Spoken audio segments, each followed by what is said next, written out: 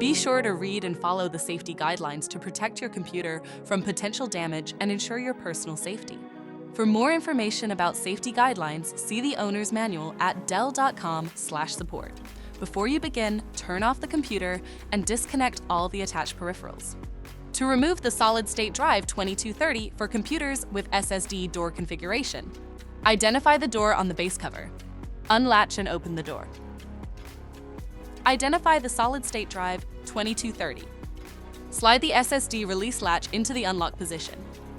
Remove the screws that secures thermal plate. Remove the thermal plate. Remove the screw that secures the SSD module. Lift the drive out of the system.